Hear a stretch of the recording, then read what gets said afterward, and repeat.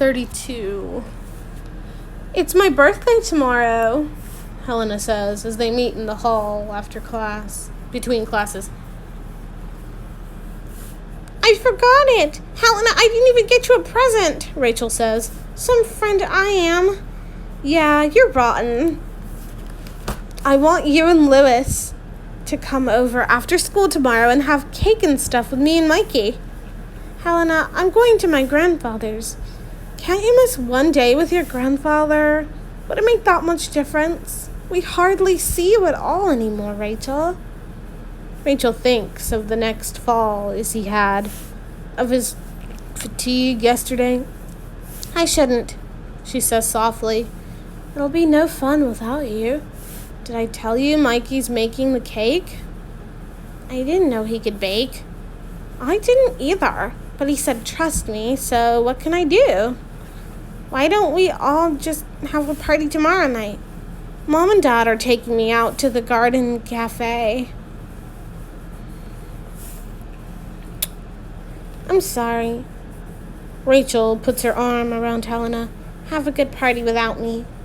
I don't want to have a great party without you. I want you there.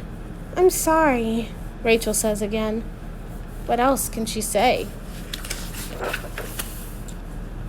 Friday, it's cloudy when she and Izzy go for their walk. He seems a little slower, perhaps puts his feet down a little more carefully, but otherwise, as far as Rachel can tell, he's all right. It begins to rain lightly as they pull past the soccer field, and they debate walking back or taking shelter.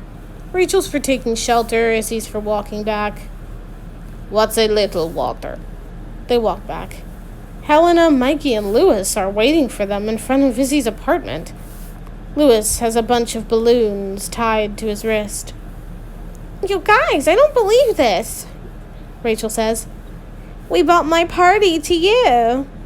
Helena has the ice cream. Mikey has the cake. Lewis flaps his fingers hello to Rachel, looks sideways at Izzy. What is this? Izzy says, and they all start explaining. Grandpa, it's Helena's... my best friend. I didn't want to have a party without her. And we just thought Mr. Shapiro... But finally, it's Helena who takes Izzy's hand. Helena who says, Mr. Shapiro, my grandfather lives in Cincinnati. I thought you could be sort of a substitute for him today. Rachel smiles, claps her hand to her forehead. That kind of stuff is not going to work on Izzy. So she thinks, but before she can say mean man, Izzy is unlocking the door and holding it open, and they're all pouring in. Thud, thud, thud. The floor shakes under their feet. Mikey turns on the radio. Helena cuts the cake. Lewis sticks balloons on the wall. Rachel pushes aside a balloon that drifts onto her head, turns down the radio. It's too noisy. It's too frantic. It's too much for Izzy. His hands were shaking when he unlocked the door. Now he's sitting in his chair, looking flat and gray and frail. Let's have some of this fantastic cake, Mikey says, unwrapping the paper plates. Where are the candles, Helena? Wait, she says. Mr. Shapiro, when's your birthday? What for? He's sitting a little forward, frowning. We should celebrate your birthday, too. Happy birthday to you and me at the same time. You couldn't get enough candles for how old I am. If I meet somebody on the street, they say, Shapiro, you look great. I thought you were dead. Rachel catches Lewis's eye and he winks as if to say, well, what can I say? You were right about him. He is great. Give Mr. Shapiro 3 candles, Mikey, Lewis says. 1 for good luck, 1 for good behavior, and 1 to grow on. Mikey lights the candles on the cake. Come on, everybody, sing. And he starts. Happy birthday to you. Happy birthday to you. Happy birthday, dear Helena. Rachel looks at her friends, at Mikey's blonde, straight hair, at Helena's round and pretty cat face, at Louis's ears all fleshed and shining and light. Izzy is singing too, and Rachel begins to relax. Now we sing to you, Grandpa, Helena says. Is it all right if I call you Grandpa? She's kneeling in front of Izzy, and she stays right there while they all sing to him. And oh, this is terrible, but Rachel is jealous. She hates hearing Helena call Izzy Grandpa, feels as if her friend is taking something away from her. Worse yet, she can see that Izzy doesn't mind at all. His feet are bouncing like a boy's. They eat ice cream and Mikey's cake, which is not fantastic, but is very good. Rachel and Helena sit on the floor next to each other. Whose idea was this? She says. Wait, I got that wrong. They eat ice cream and Mikey's cake, which is not fantastic, but is very good. Rachel and Louis, there we go, sit on the floor next to each other. Whose idea was this? She says. Helena's. Who else? How about this cake? My cousin's got talent. I almost fell over when I saw you guys at the door. Helena gets up and takes Mikey's hand. Now we've got to work off all this cake. Come on, you two, she says to Rachel and Louis. Up! We're going to dance. They push the chairs and the rug aside. Wild dancing, Izzy says. The floor shakes, the windows rattle. They're all sweating and laughing. Helena switches to a soft music station and holds out her hand to Izzy. Mr. Shapiro, Grandpa, the birthday boy has to dance. Izzy gets to his feet, puts one hand lightly on Helena's waist. And one, and two, and away we go, he says. Clap the rhythm, old stranger. Clap the rhythm, old swatter.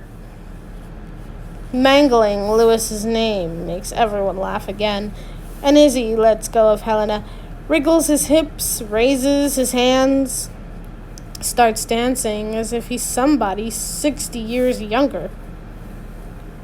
You're wonderful, Helena says. Were you always such a terrific dancer? I liked it as well as the next man. Izzy's hoarse. His breath is coming in puffs, but he's smiling. His cheeks are bright with heat. I was strong. It was nothing after a day's work. For me to take Eva dancing, dance all night and go to work the next day. He stops dancing, gets his breath, but holds the floor. I used to pick up my wife with one hand, put my hand on the floor. He bends over, demonstrating, like this. She'd stand on it and I'd raise her, pick her up, straight up in the air. One hand? Helena says. That's amazing. I'm still pretty strong. Izzy nods around at all the circles of faces. I bet you are, Michael says politely. Izzy puts his hand on around Helena's waist, as if to lift her. Way to go, Mikey says, and they all laugh and stir around. But Izzy's not pretending. He is trying to lift Helena. He wants to lift her off the floor into the air. Rachel turns her head away. She doesn't look. She doesn't want to see this. Pick up Helena? That big, solid girl? She must weigh almost as much as Izzy does. He can't pick her up. He can't do it. He's absurd. It's terrible, and in a moment, it's frightening. He's puffing. He's got his hands around Helena's waist. He's straining to lift her. Everyone has gone quiet. Sweat pops out on Izzy's forehead. His face lengthens, tightens. His breath starts coming out like a bellow. Ugh. Grandpa? Rachel says, Grandpa, stop! Helena looks frantically at Rachel. She's on her toes, trying to help him. There's no other sound in the room, only that of an agonizing pulling and breathing. Izzy's face is gray, sweating. He's got Helena in the air for a second, for 2 seconds, for 3. He sets her down with a thump. You see? He says. He smiles all around, a strange, blind smile. He sits down on the couch, that blind smile frozen on his face. He sees Lewis standing by the window, and in a voice barely audible, he says, Oh, Swather. Sit down, Allswater. You didn't sit down once. That's okay, Lewis begins. But Rachel grabs his arm and says, Lewis, sit down. And he sits down. Mr. Shapiro? Mikey says in a frightened voice, Can I get you something? He looks at Rachel. Should I get him a drink of water?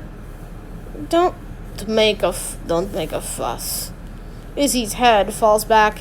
His eyes close. Rachel? Helena whispers. A silence closes over them all. You better go, Rachel says. Obediently, they gather up the remains of the cake, pull on their jackets, and tiptoe to the door. Rachel wets a washcloth and wipes Izzy's face. His eyes flutter open. She covers him with a blanket and cleans up the mess in the living room. Then she sits down near him. She listens to his breathing. She sits there for a long time. Outside it's dark. When he wakes up, he says, Still here? Go home, darling.